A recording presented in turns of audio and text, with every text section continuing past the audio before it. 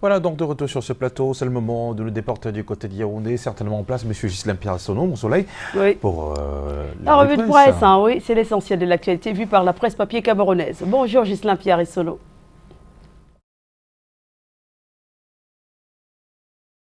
Bonjour également à Thierry Carole. Je vous retrouve bien entendu le cœur enflammé de joie. Bienvenue à Yaoundé, c'est la capitale camerounaise à partir de laquelle je vous parle ce matin pour livrer donc la première partie de la revue de presse Made donc in Yaoundé. Pour parler de football et du sport en ouverture de cette revue, eh bien, il faut parler d'un footballeur de renom qui a d'ailleurs remporté la CAN en 2017. Il s'agit de Nicolas Nkoulou. Il a donc quitté la tanière au lendemain de ce sac du côté du Gabon et il est de retour. Nicolas Nkoulou qui revient donc dans les Lions, parmi les Lions, dans la perspective de la CAN 2021 que le Cameroun accueille d'ailleurs sur son sol. Le joueur s'est ainsi accordé avec le management de l'équipe nationale, annonce le quotidien bleu le jour du jour, lequel fait également office de Health Keeper Summit ce lundi à propos du coronavirus en provenance de la Chine, avec ce cas qui a été détecté au Nigeria voisin, un pays frontalier donc au Cameroun qui partage avec lui une longue frontière terrestre, les commerces et la circulation à la fois des hommes, mais également des animaux. En le disant, le journal Le Quotidien Bleu édition de ce lundi réitère un peu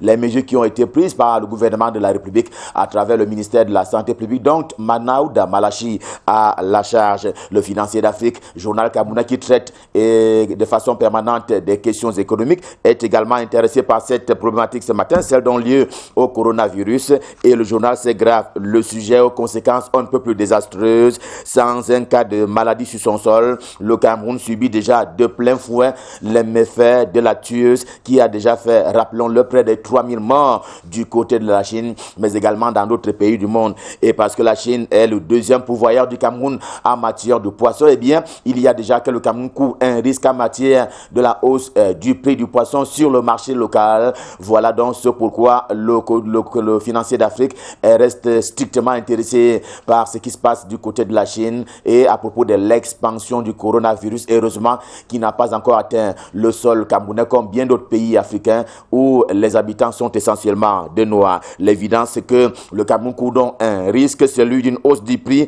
alors que l'argent n'est pas la chose du monde la mieux partagée parmi les Camerounais. On est dans l'argent, on va y rester avec la voix du centre, également en kiosque ce jour, avec cette révélation qu'il y a eu du trop perçu par les enseignants camerounais, notamment ceux qui relèvent du ministère des enseignements secondaires. C'est le résultat d'ailleurs d'une enquête qui a été menée par un groupe de travail. Les professeurs relevant justement des enseignements secondaires ont perçu chacun 25 millions de francs CFA au lieu de 14 au titre des rappels en solde. Va-t-il leur être opposé des débats? Pas moins si sûr. En tout cas, c'est une enquête qui a été menée et en voilà les résultats qui aboutissent exactement à ce trop perçu qui rappelle d'ailleurs un peu il y a quelques années encore ce qui s'était passé dans la tanière et dans le management de l'équipe nationale, les Lions indomptables du Cameroun, après une débâcle d'une compétition internationale. Ce qui est sûr, c'est que l'économie camerounaise et l'économie quotidienne traitent justement de cela ce matin, à des bonnes pages d'ailleurs qu'il a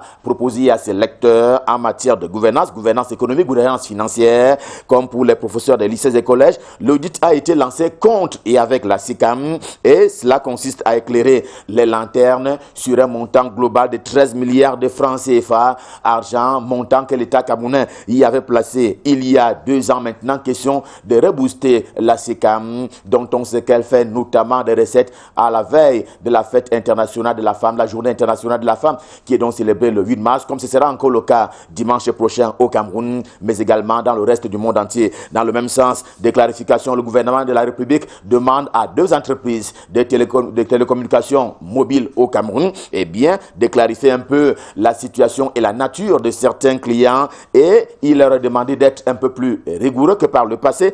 Tout est parti, rappelle-t-il, de ce que certains clients, ayant d'ailleurs fait des erreurs lors des opérations d'envoi d'argent, ne sont toujours pas rentrés dans leurs droits, hélas, sur la base de la mauvaise foi des destinataires par accident. Et ainsi parle le journal pour élever un peu le cas de ces Camerounais qui manquent de foi et aussi de loi, qui ne savent pas retourner l'argent qui ne leur appartient pas. Le journal Le Pélican de Jules Brice Gaba reprend également à son compte cette démarche du ministre pour la Tanganyika en charge de l'administration territoriale qui demande plus de rigueur donc aux entreprises de téléphonie mobile au Cameroun. Et il n'y a pas que cela. Il n'y a donc pas que ce cas de correction de ces erreurs qui est demandée. Il y a parallèlement la question de la surveillance du territoire face à ce que le journal appelle les terroristes qui ont pourtant acquis des puces à partir de ces entreprises dont on parlait tout à l'heure et qui doivent ainsi faire attention davantage.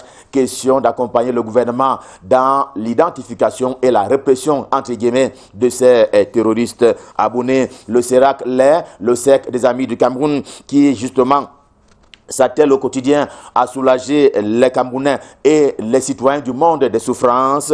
Une édition spéciale de l'épervier, vous le voyez, et bien accompagne d'ailleurs la descente qui a été effectuée sur le terrain du côté des Foulanes. Nous sommes dans la région du Sud Cameroun, tête de proue à l'occasion, au nom de la première dame Chantal Biya, Achiri Dion Ngouté, c'est l'épouse du premier ministre chef du gouvernement Joseph Dion Ngouté, et cela pour faire des dons aux écoles de ce côté-là, du côté des Foulanes. L'épervier, dans sa dimension ordinaire, nous replonge ce matin dans le processus électoral en cours au Cameroun qui avait été lancé depuis l'ouverture en août dernier, justement des inscriptions sur les listes électorales et qui a probablement atteint le pic le 9 février dernier lors des consultations électorales locales, c'est-à-dire les législatives et les municipales. Et le journal nous replonge là-dessus parce que, dit-il, il faut jeter un peu de discrédit sur la personne de Jean Kouété, le secrétaire général du comité central du Rassemblement démocratique du peuple camerounais, qui aurait donc mal conduit les opérations en termes de désignation à la fois des candidats des listes du RDPC,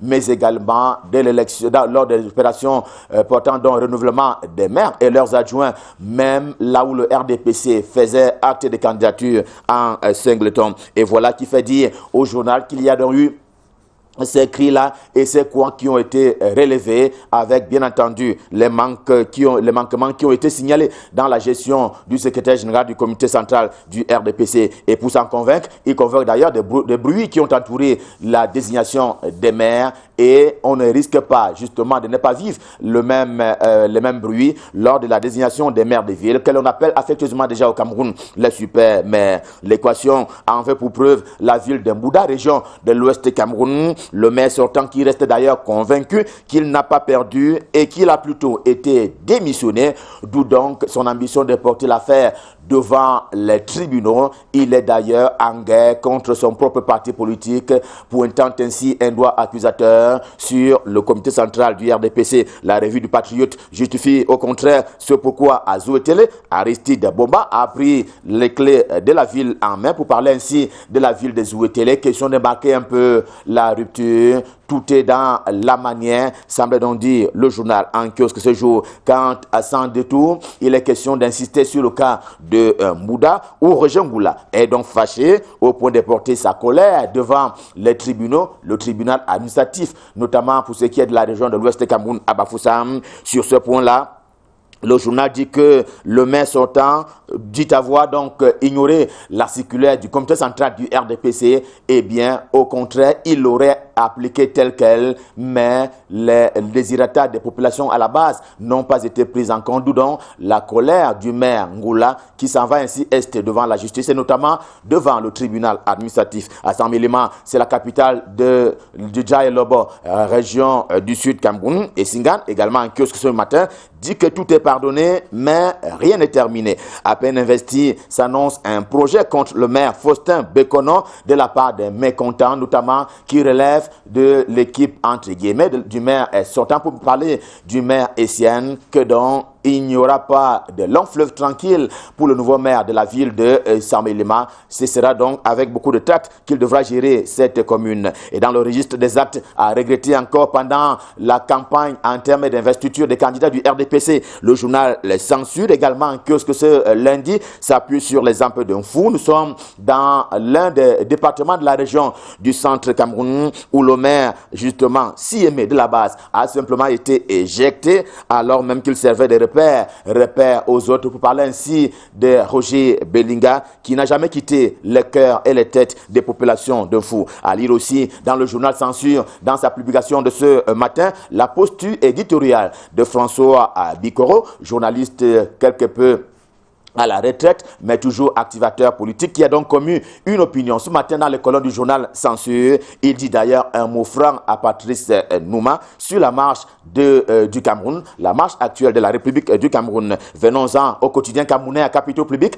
Cameroun Tribune, qui reproclame les résultats ce matin, les résultats des législatives, sur la base de ceux qui ont d'ailleurs été rendus publics par le Conseil constitutionnel. On s'en souvient en fin de semaine dernière. Pour que cela soit clair, désormais, ce sont donc 139 sièges qui sont tombés dans l'escarcelle du RDPC, et avec l'arrivée à l'Assemblée nationale jusqu'ici de 90 figures, il y a donc 90 nouvelles figures qui vont arriver à l'Assemblée nationale. Et pour le journal Le Quotidien à Capitaux Public, il y a donc eu renouvellement pour ce qui est des élus de la nation, et parmi ces 90 nouvelles figures, il y a 58 femmes. L'essentiel en kiosque ce jour propose pour ainsi dire la carte législative du Cameroun. C'est là pour les 5 prochaines années, en attendant les partiels qui sont annoncés pour se tenir d'ici à quelques jours. Question justement de pouvoir aux 13 sièges qui ont été annulés en termes d'élection par le Conseil constitutionnel. Eh bien, tout est donc à reprendre de ce côté-là, notamment dans les BLM pour ce qui est de la région du sud-ouest camerounais, et une dizaine de circonscriptions pour ce qui est de la région du nord-ouest camerounais. Déjà ce matin, on le sait, Paul Biya du Cameroun et Emmanuel Macron de France se sont parlé au téléphone. Eh bien, c'est une information avérée, et ils se sont parlé cette fois-là entre chefs d'État. Ils se sont accordés sur des sujets d'intérêt commun, loin des caméras, oui, loin des caméras relevant du macronisme des stars. Un journal camerounais d'expression anglaise a bien senti le coup un peu avant, et il fait d'ailleurs cela, il donne cette information en une principale ce matin, en rappelant qu'il n'y aura donc pas de guerre entre Yaoundé et Paris. Ce n'est d'ailleurs pas l'option de Yaoundé, pour parler ainsi de la démocratie, que dis-je, de la démarche camerounaise en matière de diplomatie. Le journal L'Avenir est également en kiosque. Il avait déjà envisagé à propos des événements de Ngarbu, à propos justement de ces accusations qui sont non fondées selon le gouvernement, mais fondées selon Human Rights Watch, qui a donc commis un rapport à ce sujet-là. Eh bien, le journal L'Avenir, qui avait envisagé déjà des sanctions à la fois de l'Union européenne, mais également des États-Unis d'Amérique en direction de Yaoundé et contre ses intérêts. De Horizon, un autre journal camerounais d'expression anglaise, également en kiosque ce lundi, eh bien, ouvre une boîte à Pandore, celle qui contient d'ailleurs les sous et les dessous des mobiles qui ont conduit à la libération très récente encore du professeur Maurice Kamto, le leader du MRC, dont on sait qu'il était en prison en compagnie de certains de ses camarades du parti. Et avec le journal, l'on sait qu'il y a eu des écrits, des pardons demandés, et c'est ce que dit Tassan dans les colonnes de ce journal ce matin, regrettant de ce fait qu'il y a l'un des membres du groupe terroriste qui n'a pas accédé justement à ces conseils du professeur Maurice Kamto, à savoir écrit dans une lettre pour demander pardon. En tout cas, ce sont les révélations qui sont contenues par le journal de Star de Horizon et que ce jour. Le quotidien Mutation de Gab, le journal de Georges Alain Boyomo, reste dans sa logique des titres qui disent tout et à tous. Eh bien, ce matin, vous le voyez, le désamour, c'est la saison du désamour entre le Human Rights Watch et, bien entendu, la communication gouvernementale, pour parler ainsi de ces deux personnalités, Ilaria Allegrosi, d'une part pour ce qui est de Human Rights Watch, et pour ce qui est du gouvernement de la République, le ministre René Emmanuel Sadi, en charge de la communication et porte-parole du gouvernement. Cette dernière, pour parler ainsi de Human Rights Watch, cette dernière qui voit le massacre là où le ministre de la communication, René Emmanuel Sadi, voit donc des accrochages. Et pour le journal L'Estafette, qui relève ainsi eh bien, et il est essentiellement basé à l'université. Il reparle justement des événements de Ngarbu, et c'est à propos de cette sortie du président français Macron. Selon lui, il s'agit là ni plus ni moins qu'un non-événement. Les propos du président français ont sonné comme étant une insulte contre le peuple camerounais, d'où donc d'ailleurs la vague d'indignation qui a été soulevée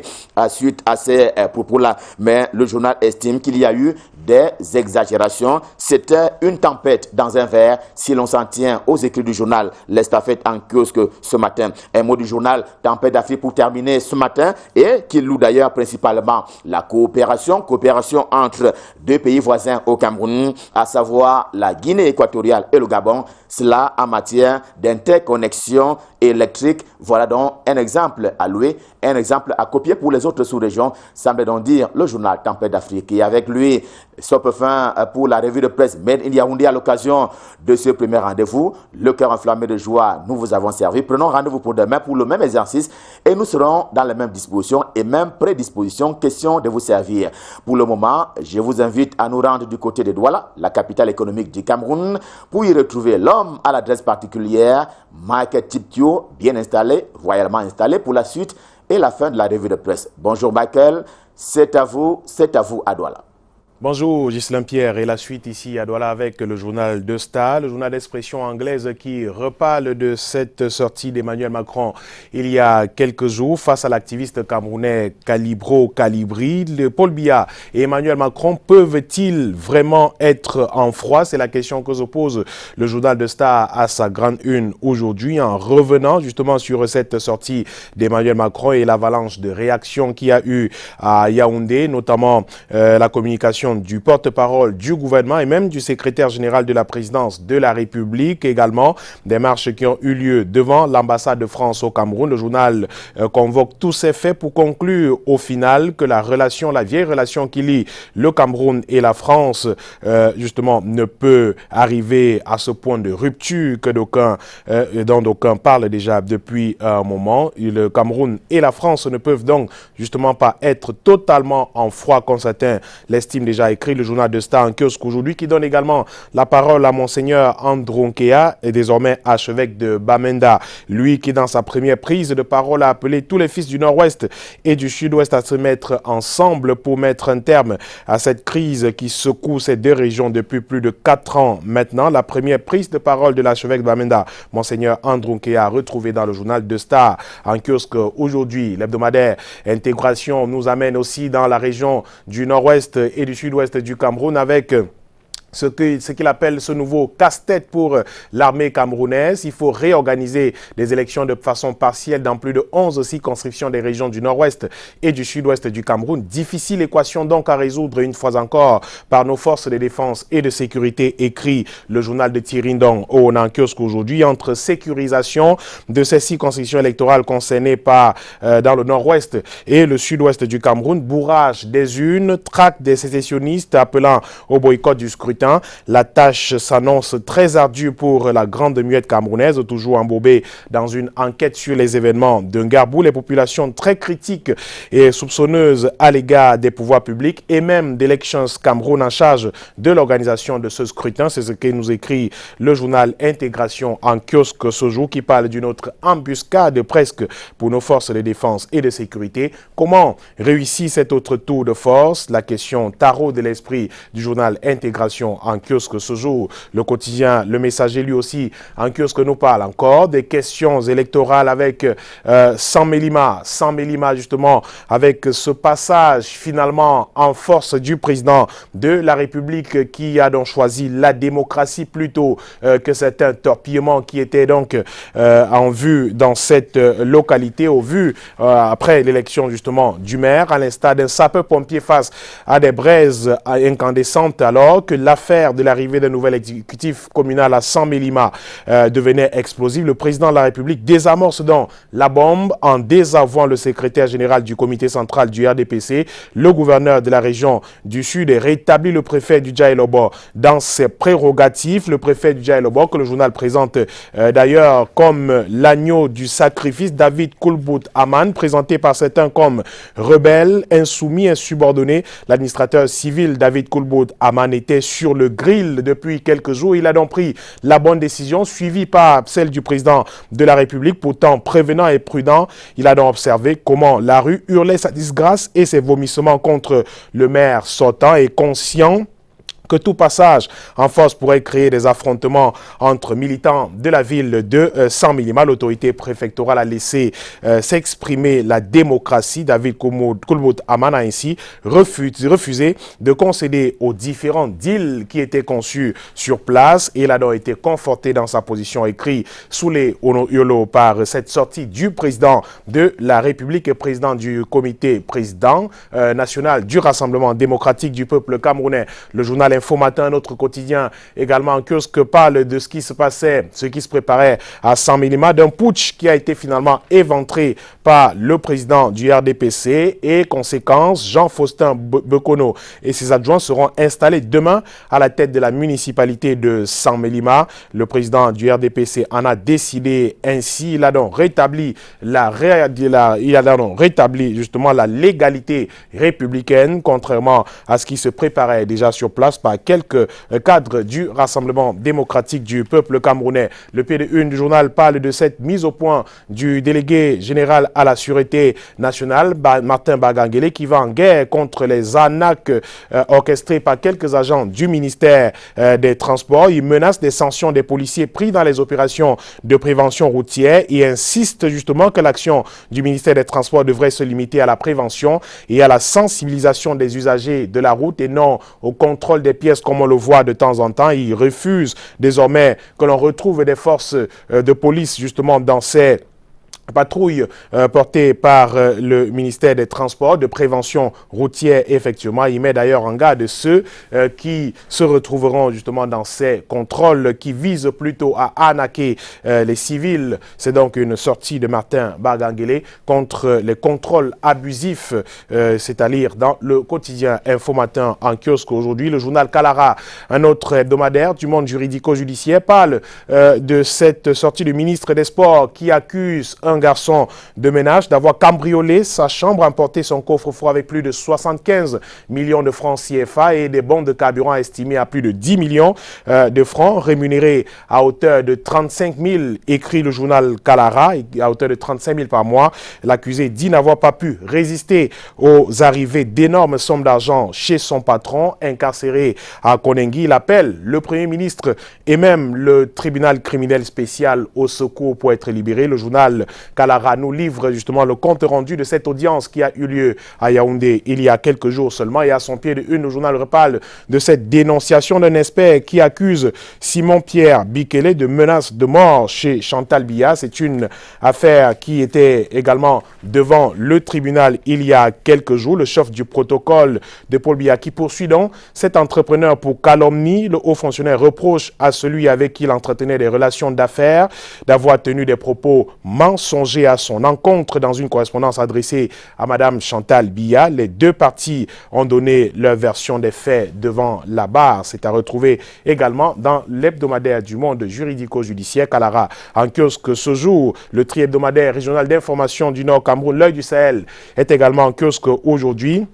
Et nous parle à sa grande une du Grand Nord qui réclamerait de nouveau justement le poste de Premier ministre au Cameroun à l'issue des élections qui viennent de se terminer. Un ancien ministre ressortissant du Grand Nord du Cameroun s'exprime dans les colonnes du journal L'œil du Sahel aujourd'hui, estime justement qu'avec les bons scores, les meilleurs scores justement qui ont été donnés au Rassemblement démocratique du peuple camerounais, le septentrion du Cameroun mérite justement avoir le poste de Premier ministre. Y aura-t-il remaniement ou pas à la suite de ces élections? S'interroge le journal qui parle justement de cette sortie de cet ancien ministre qui s'exprime dans les colonnes du journal L'œil du Sahel en kiosque aujourd'hui. Et L'œil du Sahel nous fait également part de cette évasion spectaculaire qui a eu lieu à la prison de Yagua, la prison principale de Yagua. Plus de 23 personnes se sont évadées dans l'après-midi de dimanche d'hier, notamment, et sur les 23 prisonniers qui ont pris la fuite, 17 ont déjà été rattrapés, 6 sont toujours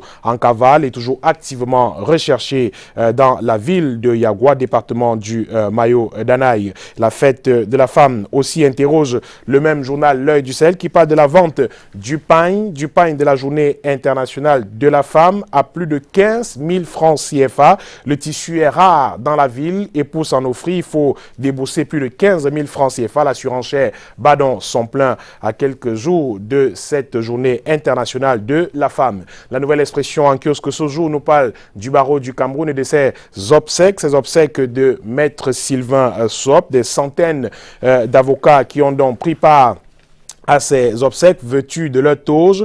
Plus de 500 avocats, et précisément, au barreau du Cameroun, ont rendu samedi à Baham un vibrant hommage à Maître Sylvain Sop avant son inhumation. C'était devant une foule immense où l'on pouvait apercevoir des autorités administratives, politiques, religieuses, traditionnelles et des parents, amis et connaissances du défunt également. Maître Sylvain Sop qui repose donc désormais en Bouquet. C'est à Baham, écrit le journal La Nouvelle Expression en kiosque aujourd'hui. La Nouvelle Expression qui nous parle aussi de cette mairie, ce scandale pour l'élection du super-maire à Kribi, une candidate qui n'est pas inscrite sur la liste électorale. La dame incriminée aurait utilisé une fausse attestation d'inscription pour constituer son dossier de conseiller municipal, dénonce le journal La Nouvelle Expression en kiosque aujourd'hui. L'avocat, un autre journal également en kiosque ce jour, nous reparle de cette situation à San Milima et le président de la République qui désavoue le directeur du cabinet civil,